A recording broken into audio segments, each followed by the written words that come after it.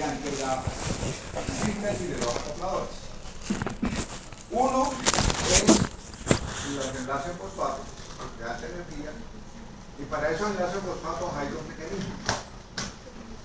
Uno se llama la fosforilación a nivel de sustrato, se llama el primer mecanismo.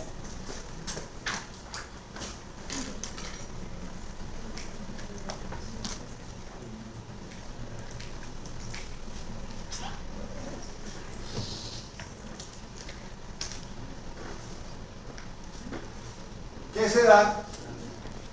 Llamémoslo así, por síntesis directa del enlace. Entonces ustedes tienen un ADP más un fosfato que en una reacción mediada por enzimas y con un donador de fosfatos, ¿cierto? Que rompe la energía, ustedes lo pegan y lo convierten en ADP. ¿Sí? Esto se llama así porque yo estoy fosforilando el ADP, poniéndole un fosfato y haciendo que este que tiene dos fosfatos pase a uno de tres fosfatos. Se llama fosforilación a nivel de sustrato. ¿Dónde sucede? En la glucólisis. Porque el ADP se convierte en un sustrato de la reacción en la ruptura de los enlaces de fortanol-piruvato o del 1,3-bifosfoglicerato que ya les mostré. Esa ruptura de esa energía, de ese enlace fosfato es suficiente para yo pegarle al ADP un tercer fosfato. Rompo esa capacidad y lo pego y hago un trifosfato. Yo la llamo así. Porque en este momento el ADP es un sustrato más de la reacción. Esto sucede en uno de los pasos del ciclo de Krebs, cuando ustedes tienen GDP y lo convierten en GTP, o cuando ustedes tienen ADP y lo convierten en ATP. ¿Sí? Eso se llama así. Y el segundo mecanismo se llama la fosforilación oxidativa. Esto, por lo general, ocurre principalmente en el citoplasma. Y como les digo, ocurre en la mitocondria, en el ciclo de Krebs. Hay un pasito que ustedes cuando vean eso lo van a ver. Y esta, la fosforilación oxidativa, es absolutamente mitocondrial y absolutamente aeróbica. Si no hay oxígeno, eso no va a pasar. ¿Sí? Y esta es la que se encarga de la producción del mayor porcentaje de energía de la célula. Para que esta suceda, sucede con las enzimas que están disueltas en el citoplasma, participan en la reacción de la glucólisis, ¿sí? Y se da de manera acoplada cuando yo tengo un compuesto de alta energía, un fosfato de alta energía que tiene 11.8, 14, pero lo he mostrado hace un rato, y esa ruptura de este compuesto a través de la enzima es capaz de generar la energía de los 7.3 que necesita para yo poder armar aquí. ¿Eso es endergónico propio? ¿Cómo? ¿Eso es endergónico? ¿O ¿El qué? esa reacción es endergónico? ¿Cuál? Esta, obviamente. Ese fosfato que pone la energía para que se una... O sea, para que yo pueda armar este enlace, que es el enlace gamma, necesito más de 7.3 kilocalorías. Y por eso les mostraba la tabla esta. O sea, miren ustedes quiénes están aquí. Aquí. Que yo, ¿con qué puedo hacer esto?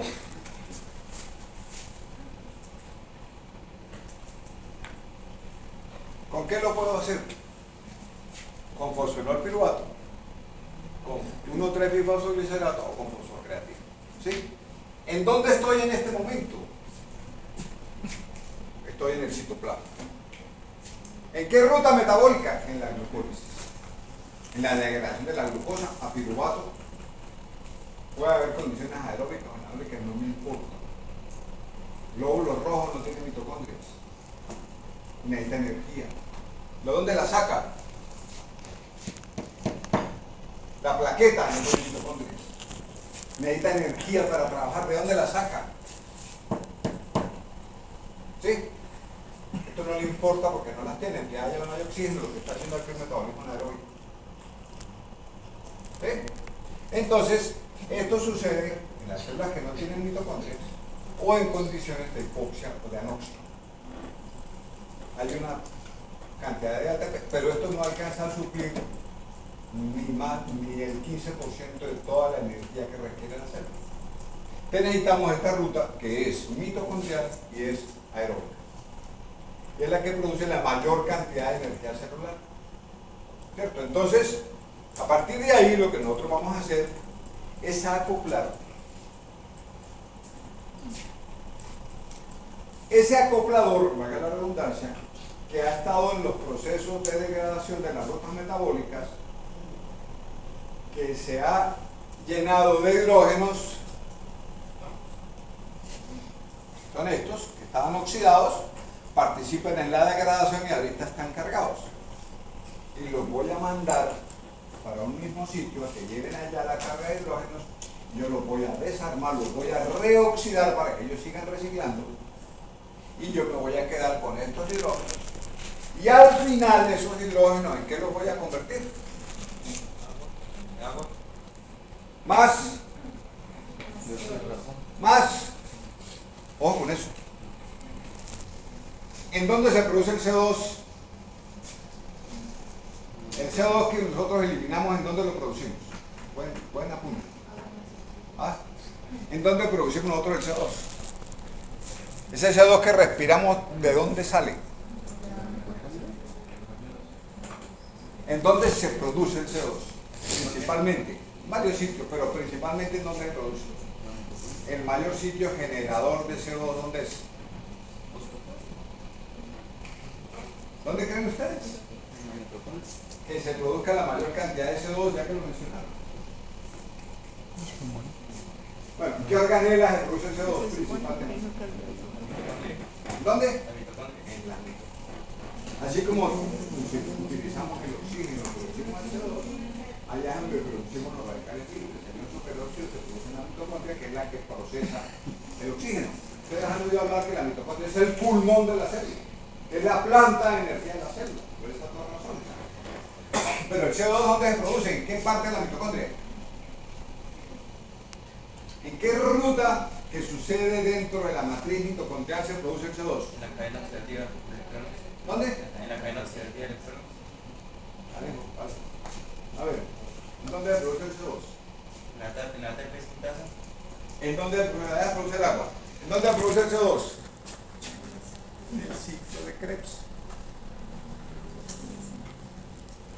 El ciclo de Krebs tiene un paso que se llama descarboxilación oxidativa. Y es el manejo de la transformación del alfa-citoglutarato en succínico A.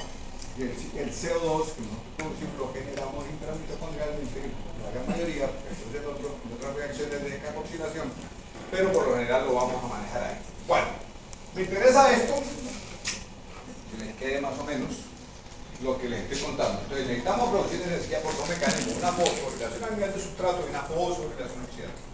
Vamos a mirar qué pasa con esa fosforilación. Ya sabemos que la energía la vamos a transportar en hidrógenos y entonces para eso hablamos de la lanzadera. ¿Cuál es el objetivo de esto?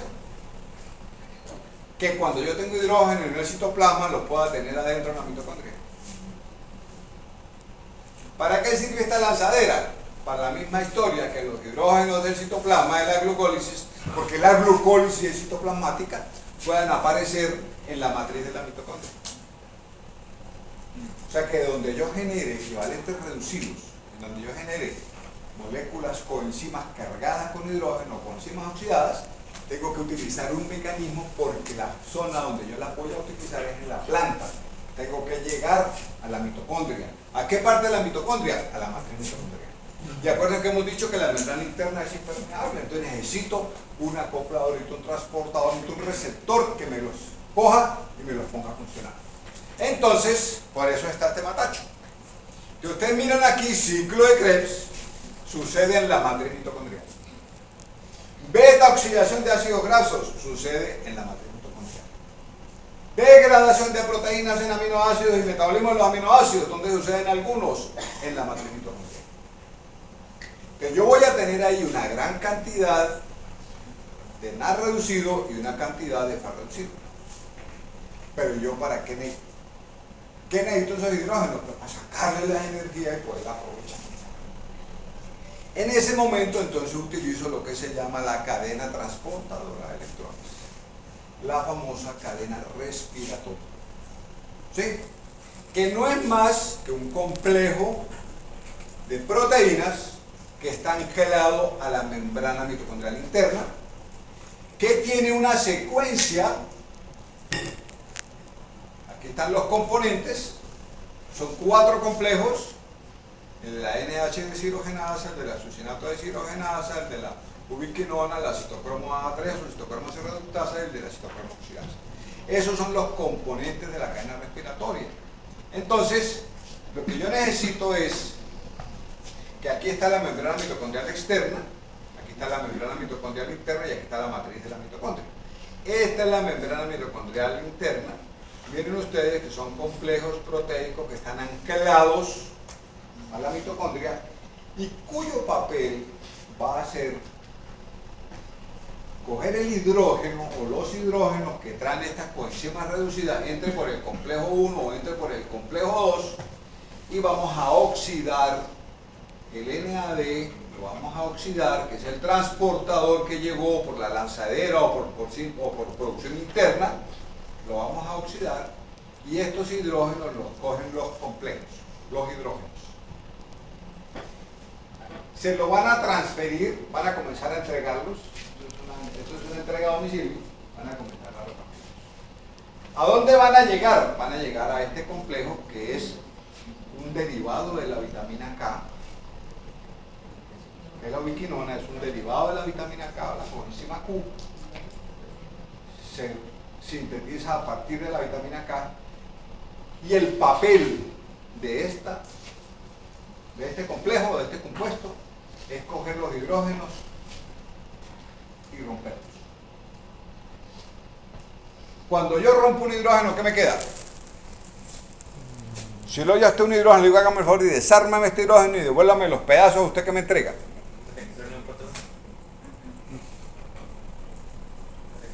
Un hidrógeno. Un átomo de hidrógeno, una molécula, un átomo de hidrógeno. Usted, yo le digo, hágame el favor y me lo desarma y me devuelve los pedazos, y usted me entrega el inventario de lo que me devolvió. ¿Usted qué me entrega? Un electrón. ¿Ah? Un electrón. Un electrón. ¿Y? Y un protón. ¿De qué está hecho el hidrógeno? De 2 cositas. 2 cositas, ¿no? De las que está hecho el hidrógeno.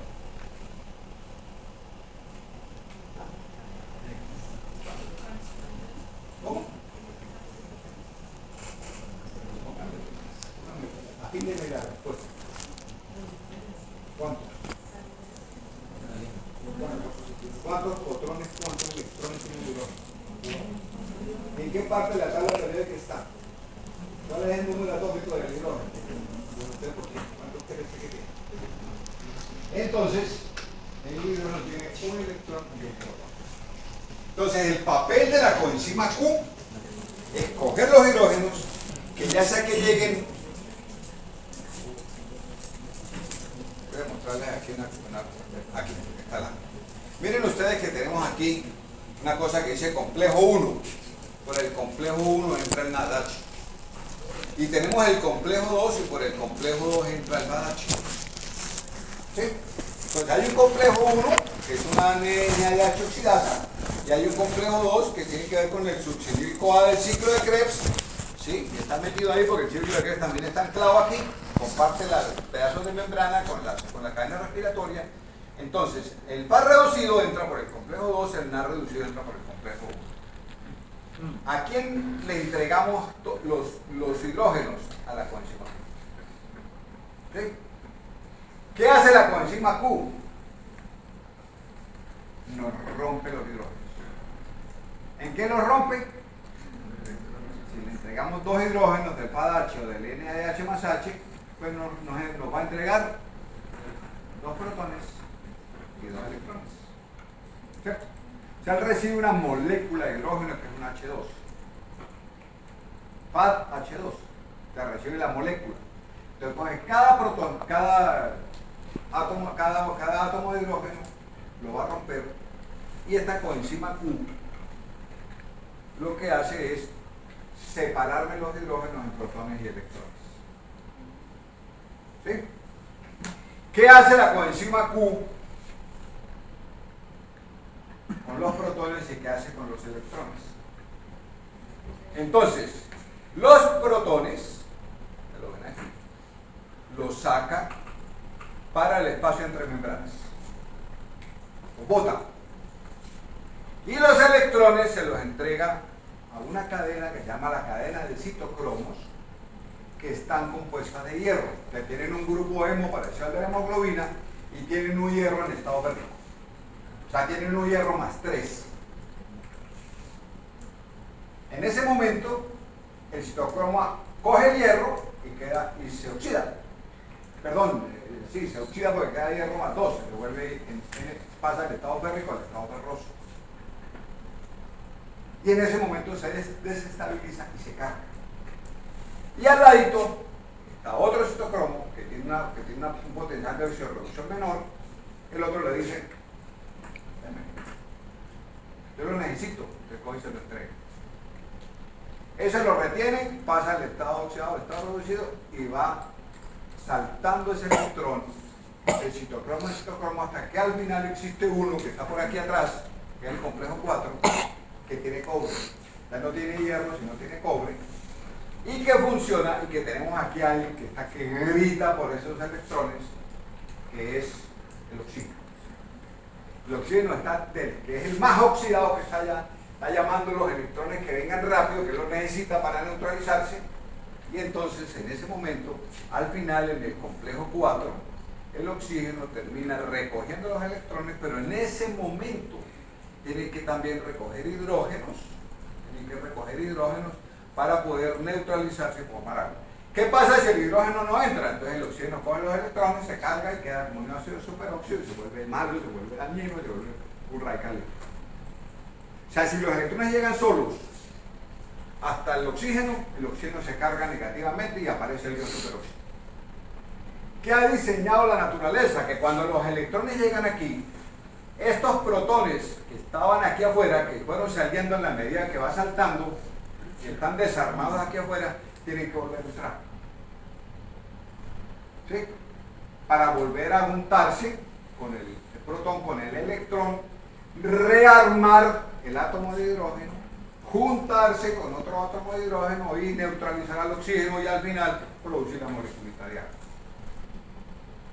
Cuando ustedes hacen cuenta del agua que uno genera, esto es lo que se llama agua metabólica, que es el agua de la oxidación de los nutrientes, que producimos un volumen interesante, sumado a la cantidad de agua que nosotros consumimos. Hay unos 300 mililitros que se producen por toda la actividad metabólica.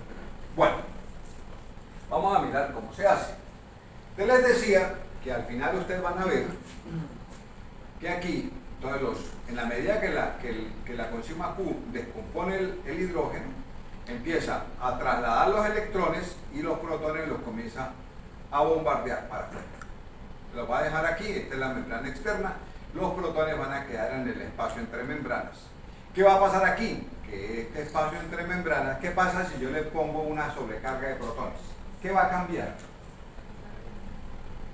Si yo empiezo a sacar hidrógenos, o sea, protones, y los voy a poner de un lado de la membrana, ¿qué cambia? ¿Qué cambia? Dos cosas. Si yo le cargo un montón de H más, lo pongo de un lado de la membrana, sueño REM. Está en la fase de reinversión, entonces, en ese momento, o sea, si yo estoy sacando protones hacia el espacio entre membranas, ¿qué pasa con ese espacio entre membranas? ¿Qué pasa con la cara externa de esa membrana interna? ¿Qué le va a pasar? ¿Qué dos cosas van a cambiar? Si ustedes ponen protones, ¿qué cambia? ¿Qué cambia? Cambio gradiente. La carga. Entonces se vuelve positiva afuera con relación. Y eso produce un gradiente eléctrico. Entonces, ustedes somos semicerrados.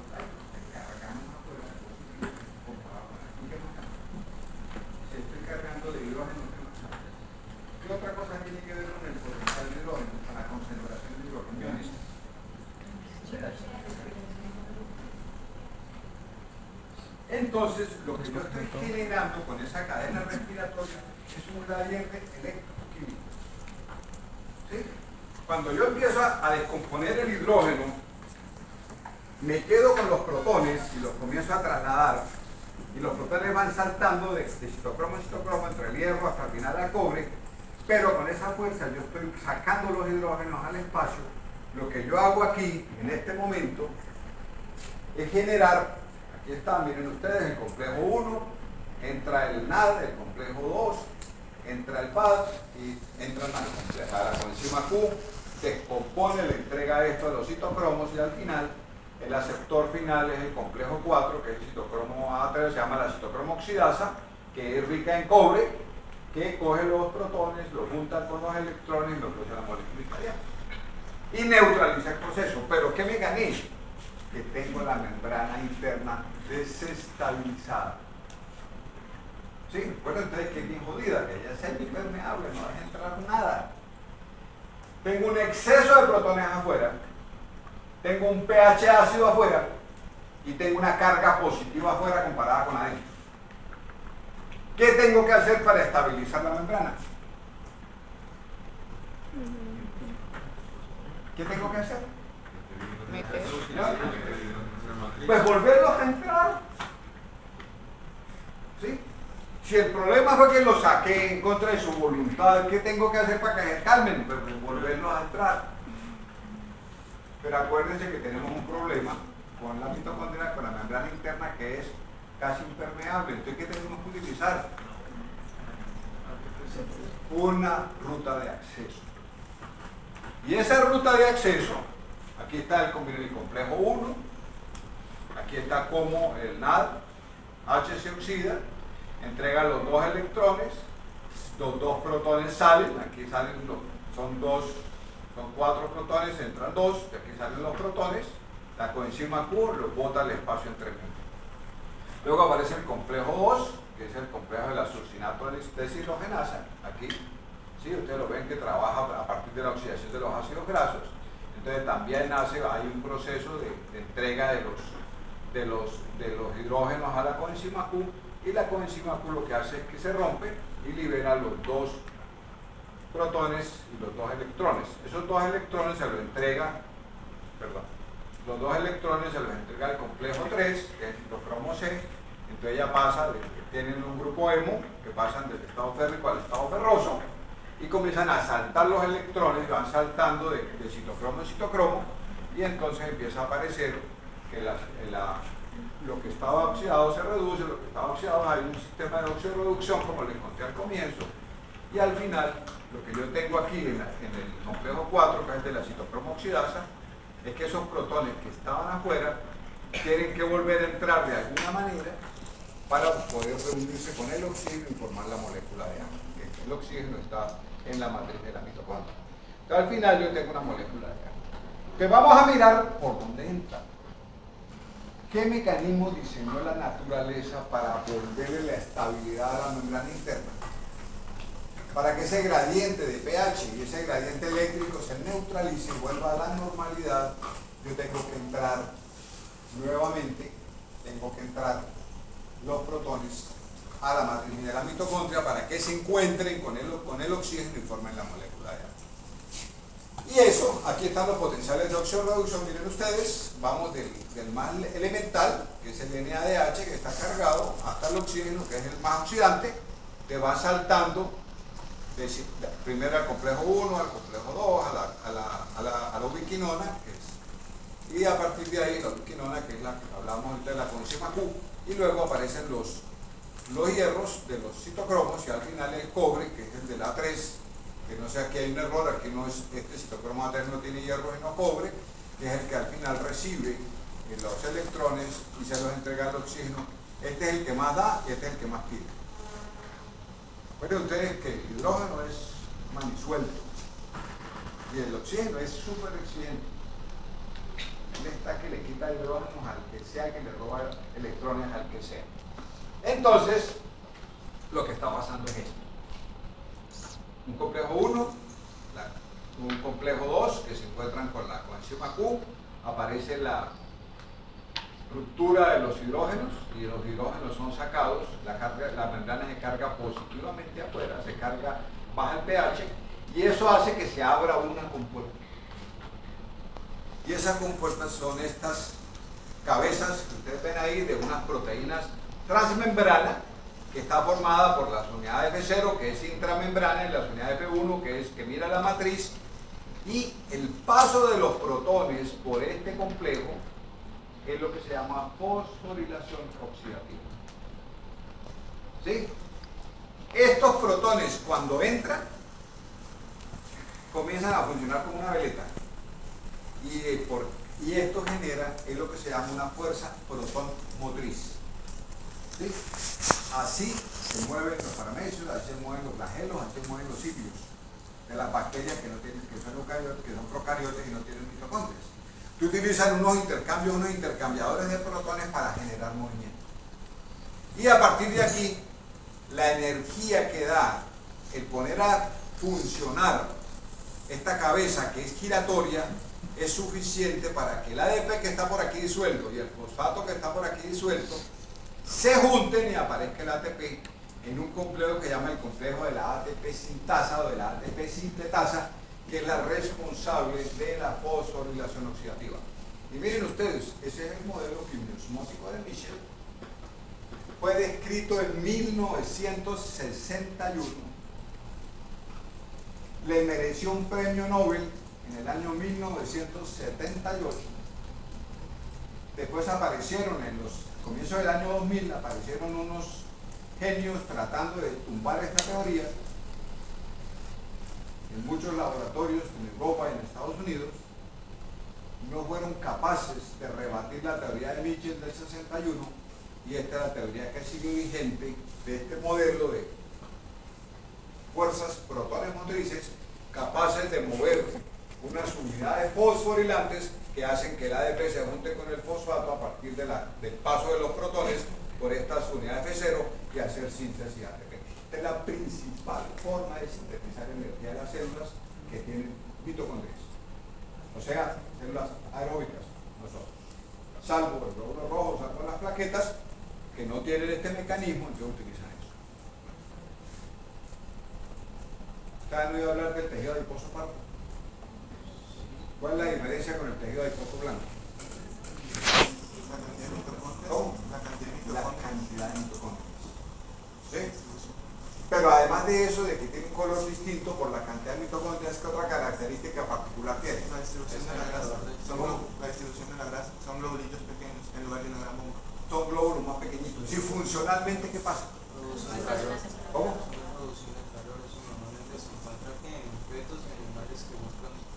Bueno, entonces son en los fetos, en los recién nacidos, en la región interescapular, en la región abdominal, la región pericocircular, la región perirenal, queda un rezago de ese tejido adiposo pardo.